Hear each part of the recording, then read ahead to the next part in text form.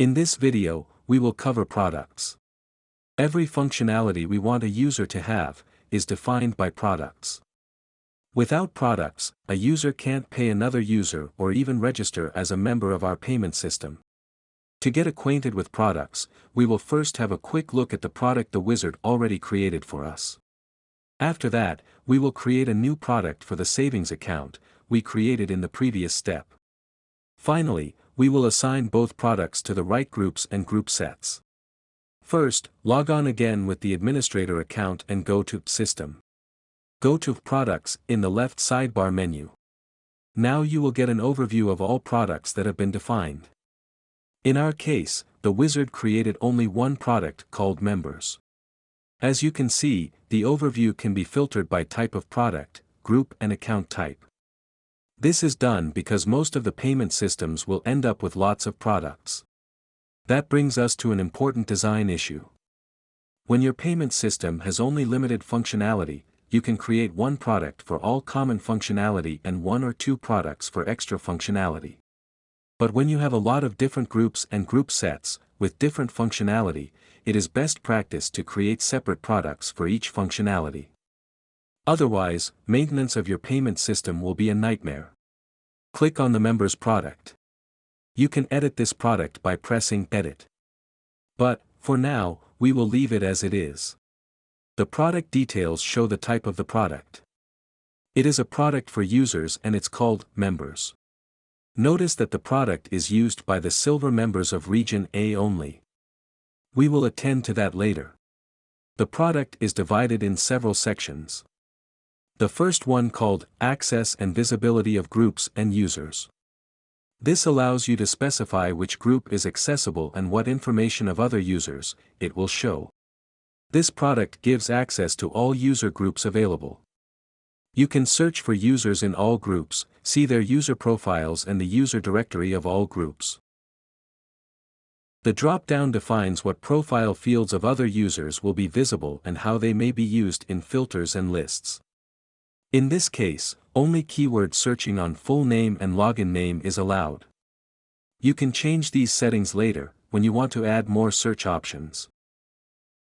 Also, be aware that if a user has multiple products, the settings of all products will be combined. So, if the user has a second product which for example, allows filtering and searching on birth date, then these options will be combined.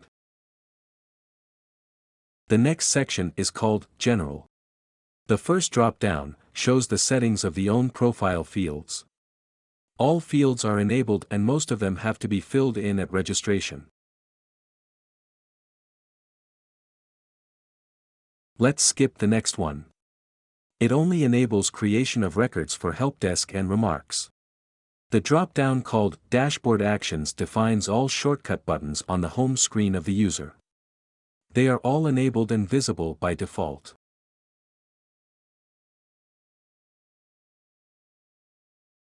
The password settings defines three types of passwords. Only the login password has to be defined at registration. The third block has to do with accounts. In our case, the trade account. It shows that we have two payment filters, system payments and user payments. We have two types of system payments, payment to the debit account and payment to organization account. And we only have one type of user payments. The user payment type will be used for both receiving and making payments. The next two sections are for advertisements, messages and notifications. We will cover that in another tutorial. So, the member product combines a lot of settings and provides each user the basic functionality of the payment system. This product will act as a general product for all users of all groups. A product can only handle one account type, so for our savings account we need to create an additional product. So, press New. In the drop-down, you'll see three options: Admin, Broker and Member. In our case, we will assign the product to Members, so select Member. First, give it a name, internal name, and add a description. The description will be of great use later, especially when the number of different products will increase. Now we have to change settings for the accounts section only. However tempting it may be to combine settings, don't.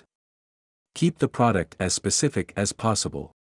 When you expect a lot of different functionality over time, you are advised to create separate products for each functionality. So, focus on the accounts section only. The first drop-down is named User Account. This is the one. Choose Savings Account. Notice that you can assign an initial credit and limit the negative and positive balance of the savings account. But we will not use this, so we'll skip these settings. Most of the next settings, you can leave as they are. But there is one important setting left, and that's called self-payment. We have to tick both boxes, otherwise the user won't be able to set aside or withdraw money from his account. Now, everything is set, so press Save. So far so good. We have all the products we need in our payment system. The only thing left to do is assigning the products to the right groups. In the left sidebar, press Groups. Select the group set of Region A and open the Products tab.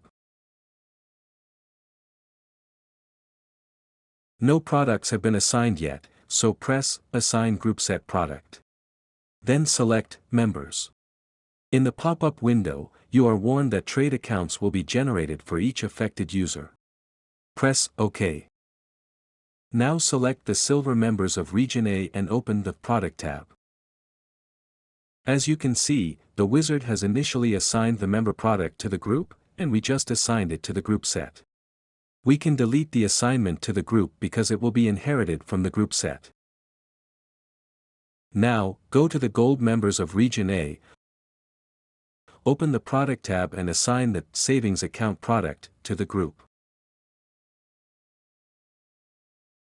Again, you are warned that account will be generated, but this is just what we want.